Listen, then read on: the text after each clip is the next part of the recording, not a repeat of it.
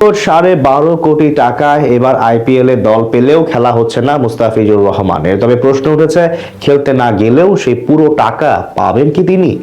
IPL এর নিয়ম বলছে এক কথা আর বিসিসিআই বলছে আরেক কথা। শুধুমাত্র ফিজের জন্য তৈরি করা হতে পারে বিশেষ নীতি। মুস্তাফিজুর রহমানের অর্থ পাওয়ার সম্ভাবনা এবং সেই নিয়ম নিয়ে বাকিটা থাকছে রিপোর্টে। অপেশাদারিত্ব কাকে বলে, কত প্রকার এবং কি কি, এই সব কিছুর উদাহরণ দিয়েছে আইপিএল কর্তৃপক্ষ।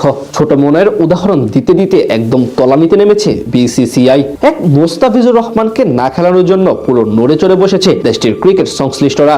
রেকর্ড 12 কোটি টাকা দিয়ে ফিজকে দলে ভিড়িয়েছিল কলকাতা নাইট রাইডার্স। তবে বোর্ডের নির্দেশে শেষ পর্যন্ত তাকে বাদ দিতে এক প্রকার বাধ্য হয়েছে ফ্র্যাঞ্চাইজিটি। সেখান থেকে এখন প্রশ্ন উঠেছে, নিলাম থেকে বিকৃত হওয়া সেই 9.20 কোটি রুপি বা 12.5 কোটি টাকা তিনি পাবেন কিনা? আইপিএল এর নিয়মই বা কি বলছে, অথবা এখানে আইসিসি হস্তক্ষেপ করতে পারবে কিনা? আইপিএল শুরু হবে 26 মার্চ, শেষ হবে 31 মে। প্রায় এই পুরো সময়ের জন্যই তাকে কলকাতা নাইট রাইডার্সের হয়ে খেলতে অনাপত্তিপত্র দিয়েছিল বাংলাদেশ ক্রিকেট বোর্ড।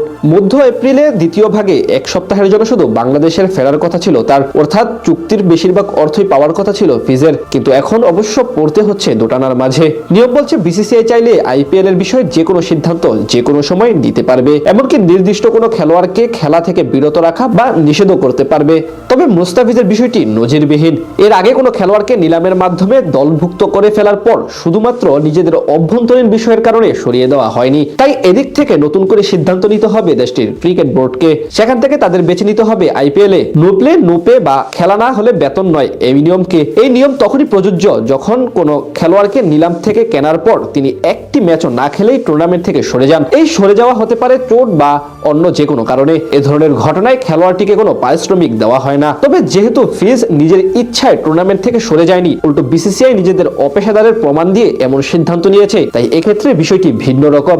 নিয়ম অনুযায়ী নিলামের পর খেলোয়াড় ও নির্দিষ্ট ফ্র্যাঞ্চাইজির মাঝে একটি লিখিত চুক্তি সই হয়। এখন প্রশ্ন হলো কেকেআর এবং মুস্তাফিজের মধ্যে এমন কোনো চুক্তি হয়েছে কিনা, কারণ বেশিরভাগ সময় সেটি হয়ে থাকে দলে যোগ দেওয়ার সাথে সাথে। সেটা হয়ে থাকলে যদি খেলোয়াড় আহত না হন এবং খেলার জন্য প্রস্তুত থাকেন তাহলে ফ্র্যাঞ্চাইজিকে পারিশ্রমিক প্রদান করতে হবে, এমনকি পুরো টুর্নামেন্ট বেঞ্চে বসিয়ে রেখে কোনো ম্যাচ না খেলালেও। এখন যদি সেই চুক্তি না হয়ে থাকে তাহলে ফিজকে সেই অর্থ দিবে না কেকেআর। তাছাড়া বিসিসিআই যেহেতু নির্দিষ্ট করে বলেছে যে তারা চাইলে টাইগার পেসারের বদলে অন্য কোনো খেলোয়াড়কে দলে ভেড়াতে পারবে বদলি হিসেবে, তাই এখন তার অর্থ পাওয়ার সম্ভাবনা একেবারে কম। সব আলোচনাই তাই ঘুরিয়ে ফিরিয়ে যাচ্ছে বিসিসিআই এর কাছে, যারা মুস্তাফিজের বিষয়ে চূড়ান্ত সিদ্ধান্ত নিয়েছে।